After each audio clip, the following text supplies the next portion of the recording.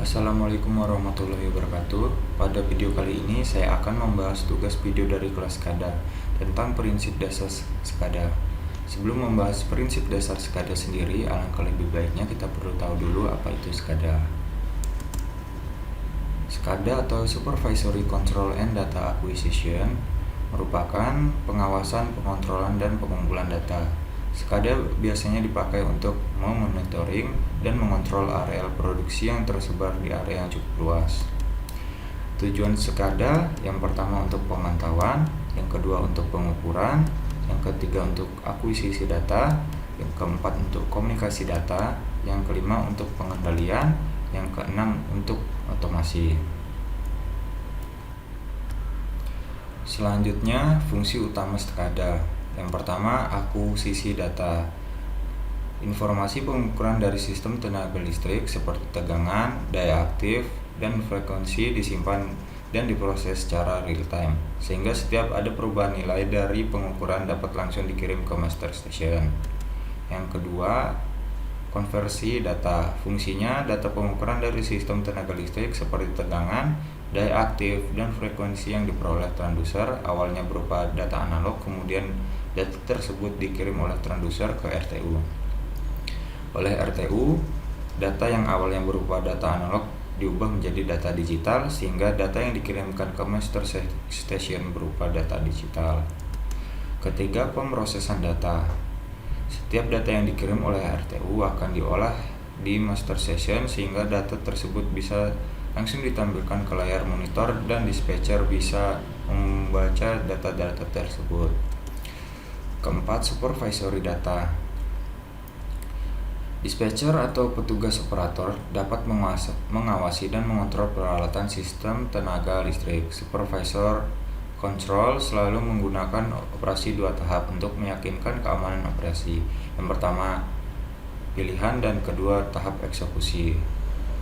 Selanjutnya, pemrosesan event dan alarm. Event adalah setiap kejadian dari kerja suatu peralatan listrik yang dicatat oleh SCADA.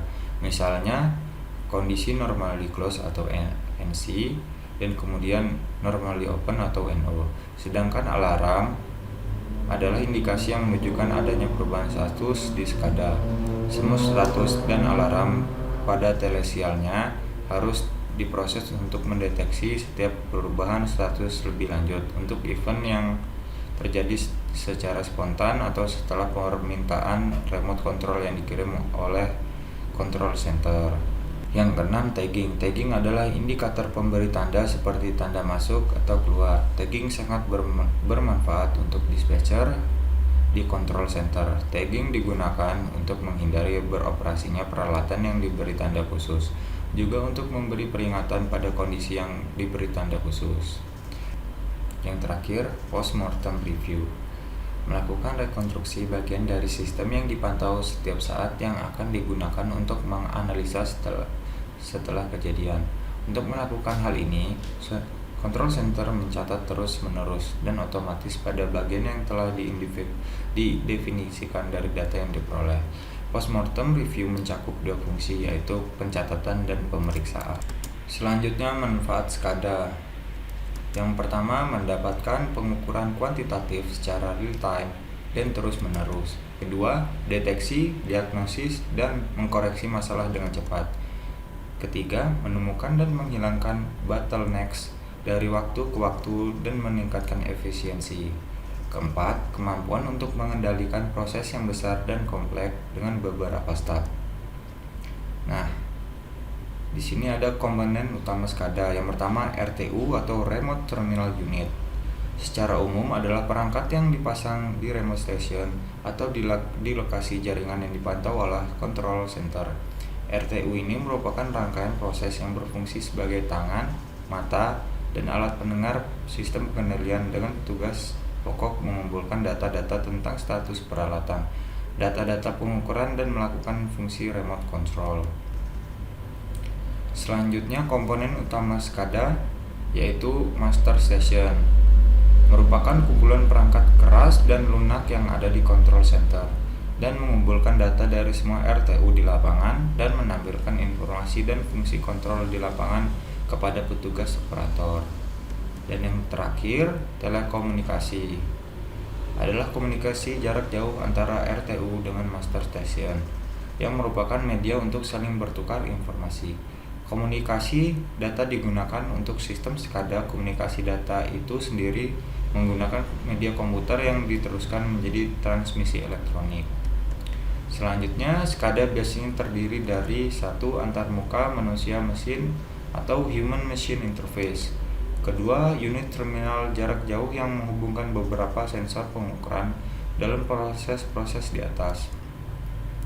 Ketiga, sistem pengawasan berbasis komputer untuk pengumpulan data. Keempat, infrastruktur komunikasi yang menghubungkan unit terminal jarak jauh dengan sistem pengawasan. Kelima, PLC atau Programmable Logic Controller. Selanjutnya, penerapan SCADA.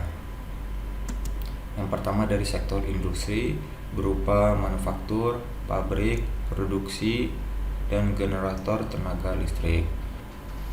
Selanjutnya dari sektor infrastruktur. Yang pertama itu penjernihan air minum dan serta distribusinya. Kedua, pengolahan limbah. Ketiga, pipa gas dan minyak. Keempat, distribusi tenaga listrik. Kelima, sistem komunikasi yang kompleks. Dan yang terakhir, sistem peringatan dini dan sirine. Selanjutnya dari sektor fasilitas publik. Ini seperti gedung, bandara, pelabuhan, dan stasiun ruang angkasa. Selanjutnya, prinsip kerja dari SCADA. Arsitektur standar untuk sistem SCADA dimulai dengan PLC atau RTU, yang masing-masing mewakili pengontrol logika yang dapat diprogram dan unit terminal jarak jauh. Keduanya dianggap sebagai mikrokomputer yang dirancang untuk berinteraksi dan berkomunikasi dengan banyak objek yang berbeda, yang mencakup sensor, HMI, mesin pabrik, dan perangkat akhir. Komunikasi dan potongan informasi ini kemudian diarahkan dari objek yang bersangkutan ke komputer yang telah dilengkapi dengan perangkat lunak SCADA. Setelah perangkat lunak SCADA menerima informasi, data tersebut kemudian diproses, didistribusikan, dan ditampilkan, yang memungkinkan karyawan dan operator untuk menganalisis data ini dan membuat keputusan darinya. Salah satu contoh cara kerja SCADA adalah adanya pipa minyak yang mengalami kebocoran.